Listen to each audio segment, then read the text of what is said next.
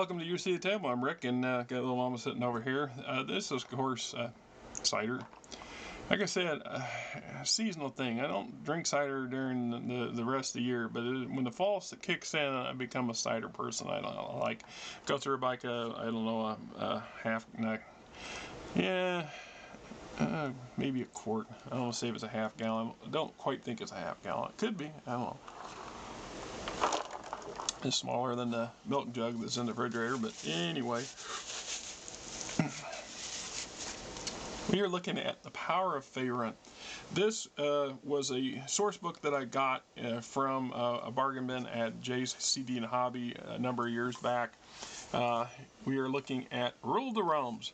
You've survived countless death traps, slain hordes of monsters, and overthrown your fair share of petty warlords and would-be tyrants. Ever wonder what it would be like to hold sway as an influential member of the royal court, a mighty general, a powerful religious figure, or a successful merchant prince? The Power of Faerun campaign supplement shows players and dungeon masters how to play high-level characters and run high-level campaigns in the realms. It presents worthy challenges and opportunities for the heroes who have had their fill of crawling through caverns and plundering forsaken tombs. Right? So, one of the things that was always interesting about Dungeons & Dragons is its evolution of growth. And it's also contributed to a lot of people crying about the crunch, too much fluff, too many splat books. And in some aspects, that's exactly what this would be considered. But what I always loved about Dungeons & Dragons specifically is just how convolutedly layered advancement can be. And what I mean by that is, and if you're a veteran player, and when I mean veteran player, I don't mean I was served in the military kind of player. I'm saying that you played a hell of a lot of games in your lifetime that makes you experienced and versed, and probably pretty well versed and experienced across a more than one. You're not a one-shot pony kind of thing. So you're a veteran player. Is that the longer you play, for some people, for some tables, this is not for everybody. My friend Kenny would never be able to do what I'm about to discuss. Not that he wouldn't be up to trying, but he would not be proactive enough, right?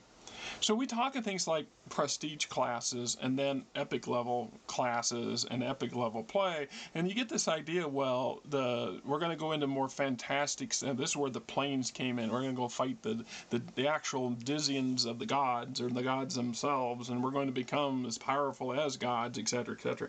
In a lot of ways, that's true. But that's kind of a very narrow way of viewing the game itself, in my opinion. You could sit there and go and say, oh, well, we could do and say better, etc., etc. But think of depth as opposed to grandeur. Right. So if you come in with a lot of players, drive to minimum max. We're gonna max things out and just keep making mix so we can get the most powerful tool we got on the table, the most powerful character, and then we can oppose the most powerful nasties that's available, which is one of the reasons why there are so many monster manuals and supplements for monster manuals, including things that get increasingly more dangerous, and from a GM perspective, a dungeon master's perspective, more challenging to run. And this is where we're getting into that philosophy or mindset of players who appreciate and the opportunity of depth in their play.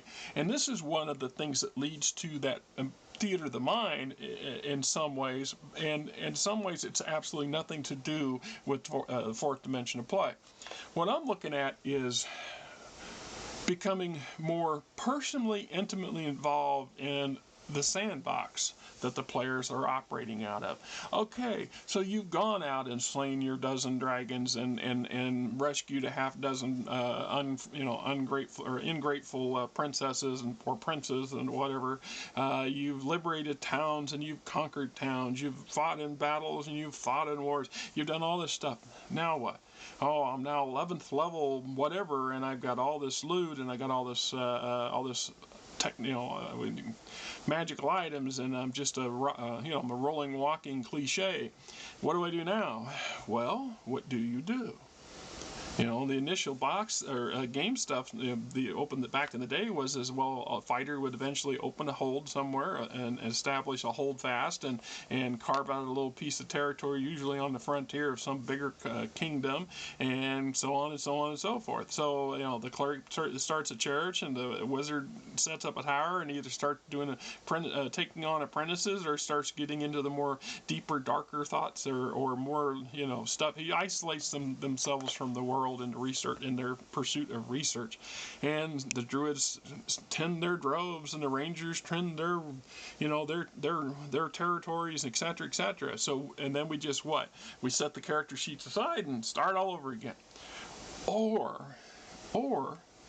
we broaden and deepen the game.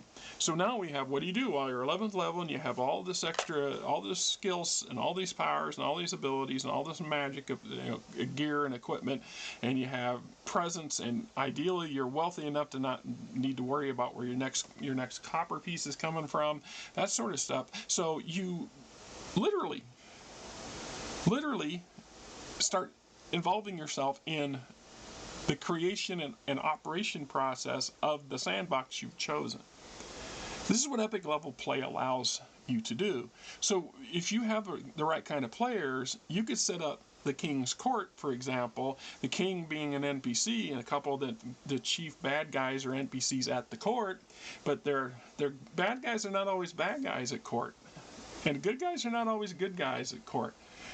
There's a lot of levels and layers of intrigue and shadowy stuff that's going on here. So the opportunities for deeper play is quite vast in a game system like Dungeons & Dragons, because of the crunch, because of the splat books, whatever you want to call it, right? I'm just pointing that out. There's a great reason why so many games today are so more sophisticated than they were 20 years ago, and in part because of this behemoth of work that came out for supporting 3.5 and 2.0 at some point, and 3 and 3.5. And I've always said 3.5 is 3.0, so what's the difference?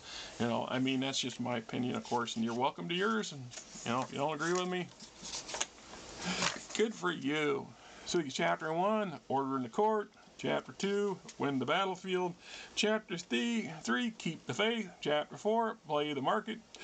Chapter 5, tame the frontier. Chapter 6, king of the road. Chapter 7, high-level challenges. Chapter 8, the border kingdoms. Chapter 9, how to roll. All right, so we get an introduction using the book. Yeah, this book gives players suggested tactics, descriptions of possible pitfalls, and opportunities for guiding their characters into the dominance in a campaign set in Faerun. Its lore and mechanics can readily be used in Dungeons & Dragons games that use other settings. Dungeon Masters will find a treasure trove of adventure ideas in these pages, as well as guidelines for detailing ruling courts and other institutions and power groups, as well as handling political struggles, crises, and daily situations in play. All right. So, order in the court, obviously dealing with rulers, what rulers and stewards do, stewards and titles, earning titles, truce and armistice and keeping the peace. Here's an example of the bright banner, achieving nobility, winning favors at court, become a noble in Waterdeep, for example. Drift on family coin, inheritance, playing the prince or princess, ruling a domain. I want to say at least twice, maybe 3 times, twice for sure, I ran some campaigns for some players who one of the players' backstories was like a prince or princess of some realm that was a long way away from where the characters were operating at. And I asked him, I says, why do they have to be a realm a long way away? Why can't it be someplace a really close spot? Because the opportunities for extra play that arises from that kind of backstory is very deep and rich, and you kind of want to tap it as a GM. There's so many opportunities. Well, you're the third or fourth son of the king, so you have absolutely no chance of inheriting the kingdom, becoming the prince heir, let alone the chief general or whatever. So you're going to be relegated to the bureaucracy, or you're going to be left to your own devices, which might have just explained why you, as a first level whatever, chose to go on an adventure to earn your way in the world, because there really was no place for you back home. But it doesn't end there, does it? When you start getting into epic level depth, well, Gemini, you're still royal blood. There's still a whole slew of people who, for political gain, for nefarious purposes, or for fawning purposes, are going to see you as a conduit to the king, even if you're not in the kingdom. And that can be a problem, or it can be, advantageous depending on the scenario and the situation. So there's so many possible opportunities to toss in there. The challenge for a good GM, though, is to not allow that one character's backstory to become the dominant motivator behind what's going on at the table. You want to keep the other players involved. Now, if you keep the other players have their own deep enough backstories that can be attributed to this, I mean, are they retainers of the prince? Are they friends? Are they associates? They just happen to meet in a bar? I mean, but what's the connections? How do you know? Maybe that one person that's a member of the party who has a nefarious background is there for to keep an eye on you, as because the house, your father paid for him to do it, or paid his guild to send you, to send this guy to keep an eye on you, kind of thing. I mean, the opportunities is just endless, and that's why I love that sort of setting and that sort of stuff. Ruling a domain. Right? Conflicts, sentencing the guilty, political rivals, advisors and ambassadors, revolutionaries. I'd like to make a caveat. So, if you want to set up a player who is a landed individual, somebody with wealth and influence of even a moderate amount, gives them a lot of advantages in game. It also could cause some conflict of interest in game too, especially with the player, or it ought to. It just seems like to me that's something you really want to encourage, because the opportunities grow from it. But from a player perspective and a dungeon master's perspective as well, I think it's a mistake to be the king, if you want, you know what I'm saying, or the prince apparent. You can do that. Well, I'm going to be the next ruler. My daddy's the king of the kingdom, kind of thing. You can do that, but I think that's probably not a good thing to do. In part because ruling kingdoms takes a whole nother set of parameters that are very boring at the table. I'm just being honest. You can glaze over that stuff, but the king is also kind of handicapped. They are expected to remain in the kingdom. They can't just get up and go on adventures. They can't go, I'm just going to sneak off for a couple months. No, because the risk for turmoil and problems within the kingdom is way too great. You would be hounded wherever you went by your staff and your loyal retainers, doing everything they can, including potentially force, to get your ass back to the throne. So not being the number one or potentially the number two person in the kingdom is probably very advisable if you're going to be the player playing the PC, in my mind. So we got conflicts, sensing guilty, political rivals, advisors, ambassadors, revolutionaries. All these are catalysts, all these are seeds of possible events and crises and encounters within this kind of a setting, right? Religious leaders, rampaging adventures, court strongholds, rewards, spies and assassins. Example, the court, the high tower, and we get into win the battlefield, be the commander and be the general, right? Rules for military campaigns. What do military leaders do? I have played in a couple of campaigns similar to this. The only ones I've ever ran that would be considered this would be more from like a different game system, because BattleTech is more likely to see military. If you're running a mercenary company and you're playing mercenary in BattleTech, for example, who's running the military is very potent, and who's running the military is who's running your mercenary unit, and how is your contract set up with your employer, right? So I mean, there's a lot of value in these things.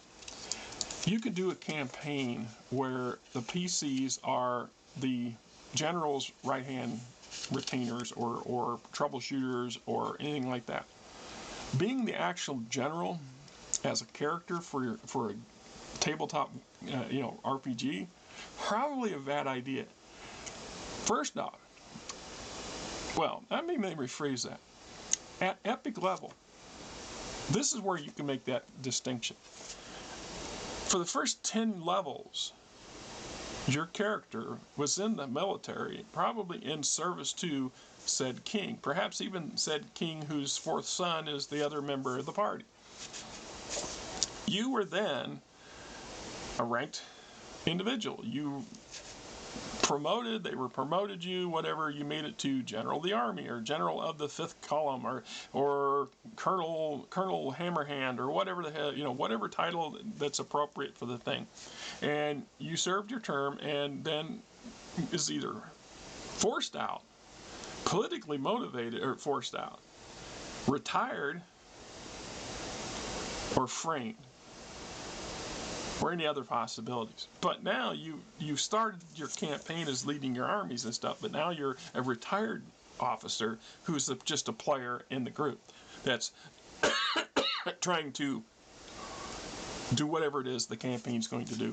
I mean, it's just an interesting possible scenario. Then we get into the high horn from leadership, influence, timeline. Then we get keeping the faith, being the spiritual leader.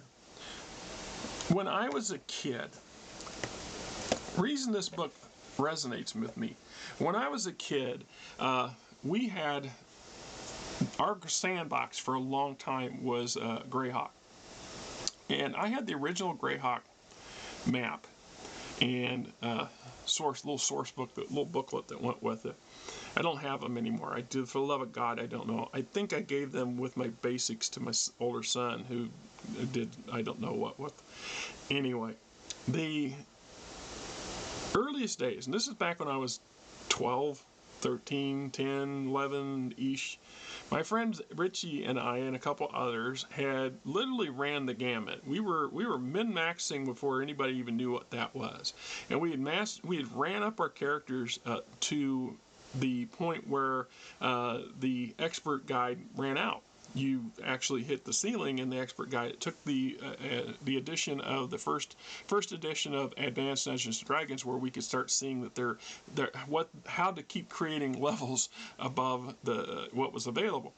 And so it didn't take for long for us to, I had a 14th level paladin, and then I forget the key country that was in center and fairly well populated. I think the goblin marches were to the southeast and something to the west, and there was a big honking swamp. And then a massive forest region to the north. And Richie, who's Ranger Lord, took over that forested region up there and ran it as his kingdom. And I took over this big central camp. And then my thing was just to keep expanding. So I took the literal rules that the AD&D book gave us on things like creating military units and things like this, and just went on a campaign. And I was too young to understand the balance concept that just because a nation per se can keep creating worship, can create a worship every day of the year, and it doesn't mean traditionally it can substantially support that many, let alone justify it. Plus, I also never took in things into account like attrition and age and wear and tear. So at some point, my fictional paladin king had a massive fleet that should never have existed, had massive ground armies that should never have been sustainable, and just kept marching. I just kept marching on the neighboring kingdoms and eventually figuring out ways to incorporate them. And we did that for probably a better part of a year and a half, until we finally just kind of burned out on it. And we got, I forget, I think it was then Richie had gotten his hands on his brother's Traveler stuff, and was just we started playing Traveler for a bit, so it kind of distracted us. And then we got a little older, a little wiser, that kind of stuff. So keeping the faith is the same scenario. So you, as the group's cleric, could eventually become the head of a church. So playing the religious game, communing the goals, manifestation, miracle workers, relic holders, earning ranks. I have never ran a pure clerical-based campaign. And it's not because that we don't have the options. By now, in D&D, there's so many variations and subclasses of variations that you can literally have an entire wizard theme, and everybody in the group does something different. You know what I'm saying? You don't need to. You can have a wizard tank. You can have a wizard healer. You can have a wizard's a wizard, whatever. You can have all that. So you could literally have a wizard campaign. So you do the same thing with a clerical campaign, where you have nothing but your campaign is operating in and around the church, with all the level of skullduggery and backstabbing and things that go along with it. You need to be able to think like that if you're going to be a GM running a campaign of that nature, and the players need to be fully on board with it. They have to fully understand that the dagger in the back is far more likely than the sword to the throat in these scenarios, and that they're going to tap a lot of skills and feats that they normally would not tap in combat. And this is one of those things that I point out off and on. If you look at Dungeons & Dragons specifically, but you look at the wide range of very specialized feats and add-ons and plugins and subclasses that's available to you today, it's just staggering. So you got the possibility for a whole lot of very intricate, complicated campaign settings if you're willing to go that route. All right. So try running a campaign where everybody's inside a church. And, think of the Catholic Church today, and there's a great movie that's coming out, or I assume is going to be great, where they're talking about who's going to be, the maneuvering and backstabbing that goes in play of becoming the Pope of the Catholic Church. So that's a grand example of how you can have a very depth and detailed, intricate, very epic level campaign in a setting that's very secular or very closed, if you want to go down that road. And then we got speaking and hierophants, guiding the flock, giving edicts, spreading the faith, obligations and duties of a spiritual leader, conflicts, church versus state, rival faiths and cults, interfaith conflicts, military threats, fractious sections within a church, insidious threats, rewards, religious strongholds, spires of the morning, house of the fire hair, right? So, let me get into this. What's the next one? What's the next one? Come on. Playing the market, right? The business leader. So just have perhaps some of your skill set involved doing a lot of trading and horse trading and negotiating and things like this. This may be for you. Mert, the moneylender, comes to mind, who is a historical figure from Waterdeep in the Faerun setting for BattleTech or for Dungeons & Dragons. If you don't know who he is, pity you. Google it. I don't need to explain him here. But he's a grand example of playing the market, of an adventure turned merchant prince. And there's so many possibilities. It depends on the players. Your friends' personalities, your associates' personalities. There are people at your tables who play with you, who personalities are so suited for certain things that they would be natural for some kind of setting of this nature, or to create a epic level setting that gears specifically to things that really trigger them, get them excited, get them motivated, get them to become involved. Just as like I said, there's plenty of Kinnies in the world who are never going to get that involved, and it would be literally like pulling teeth and frustrating as all get out. The Kinnies of the world make great stooges and bodyguards for the thinkers and doers of a campaign, I guarantee it, but not for running the campaign themselves. They'd be totally lost and disinterested. Controlling market, conflicts, rival trade consortiums, coasters and pickos of the heartlands, running a monopoly, obligations and duties of a business leader, running an oligarchy, running a guild, right? Division of natural resources, brigands and pirates, overcoming natural disasters, etc., etc. Local coinage, trade bars, economic strongholds, right? Get in here. Now to get tame the frontier. And traditionally in Dungeons and Dragons specifically, it's this track. This is the retirement track of many players. They don't often progress to that point, but that's the initial concept, especially behind the fighters, because it's part of the, at a certain level you start a hold, or you acquire one or be given one, and then you have to get retainers and people to run the grounds, and perhaps maybe you need to get some serfs or farmers and set up get your place operating and make you some money, so you have a revenue coming in while you're out adventuring, and your adventuring has helped supplementing your holding that's going to grow and become bigger, etc., etc. And that in a way was the how it was kind of segued out in the earliest days of Dungeons and Dragons, when you were playing in your character and people go, well, how do we win? Well, our characters level to a certain point that it's no longer fun to play them. We ain't ever going to say that, but we're going to retire them, and one of the goals is to give them something to retire to.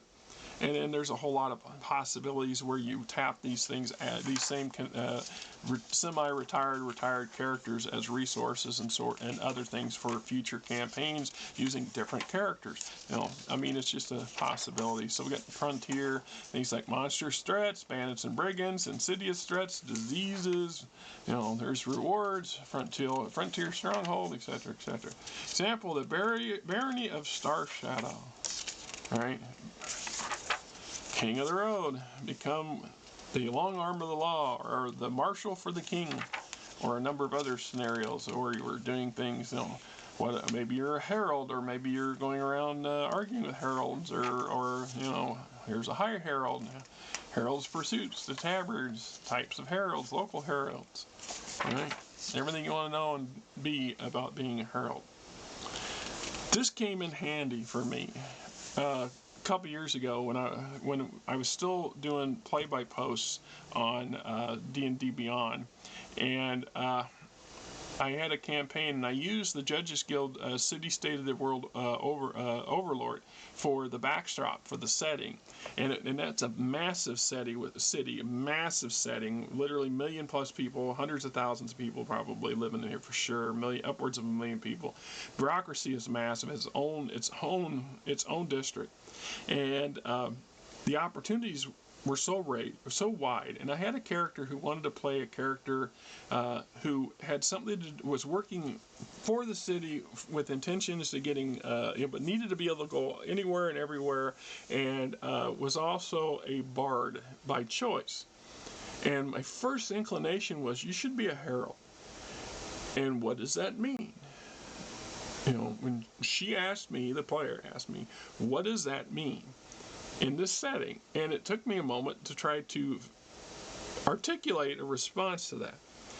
But fortunately for me, I was able to pull this book out, which has a whole subchapter on the concept of being a freaking herald. There, my friend, is one of the key tools that a good GMs have. It's not feasible to memorize the literal hundreds of books of source material that's available to every game master out there, specifically for Dungeons & Dragons, but in general. But knowing that you have resources available to you allows you to go find said resources and find the material.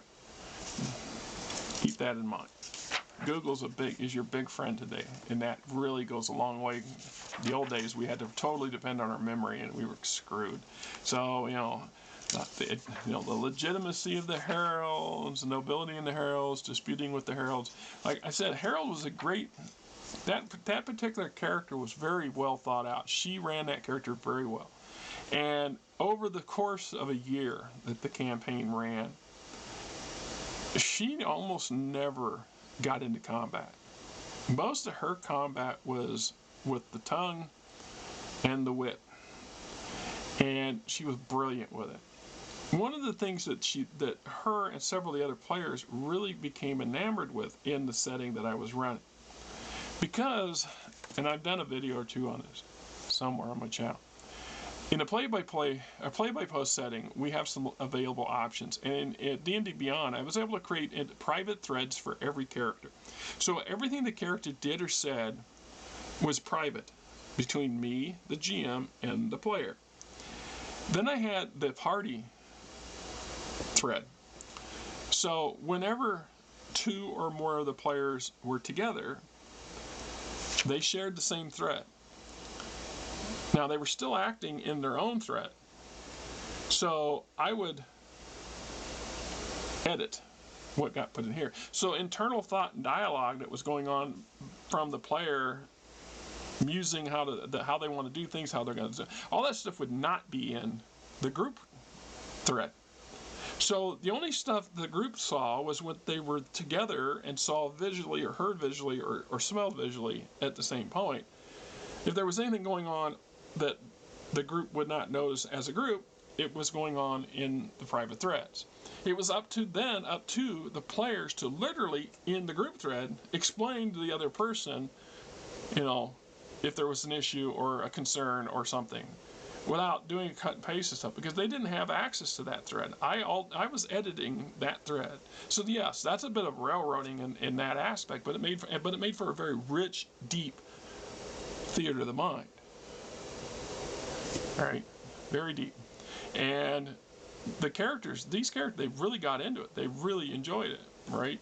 I mean, the only reason the campaign stopped was because Wizards of the Coast bought D&D Beyond, and things became complicated, and I wasn't having it. I wasn't dealing with it. I was very upset with it, so I canceled my subscription to D&D Beyond, and I have not been back there. Right? So anyway, nice to have that sort of crunch hanging around. High-level challenges.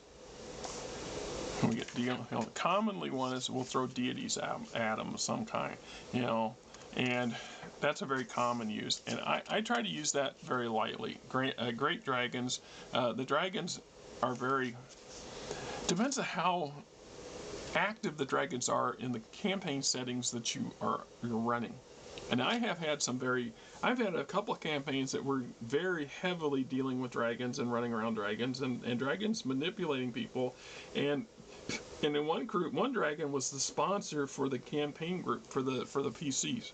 And they didn't know that it was a dragon sponsoring them until well into the campaign. I think we were 10, 15 sessions into the campaign before it became before the group started becoming suspicious of just who their benefactor was.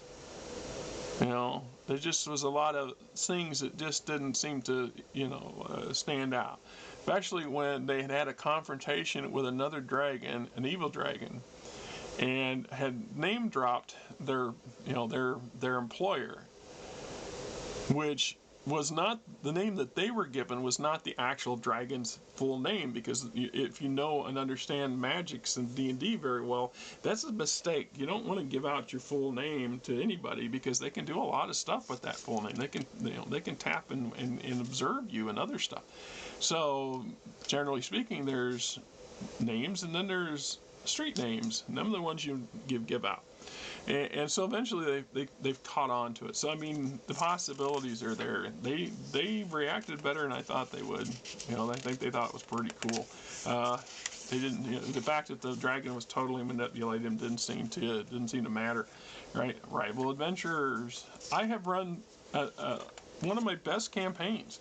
I've got a video on it that I did 2 dwarves and a dragon. I had 2 guys, two associates who wanted to play, and we were short on other players at the time, and that was kind of the way things went. Our table was pretty fluid. We'd have people come and go, and at best of times I'd have 3 players on average, but there was this stretch where it was just Kenny and this little screwball kid, that young fellow that was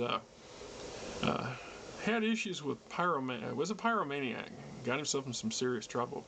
Anyway, the 2 of them, he was also a bit skittish, I don't want to mean skittish. I'm trying to think of the word. Jumpy's not really a good word either. Just say he's high strung.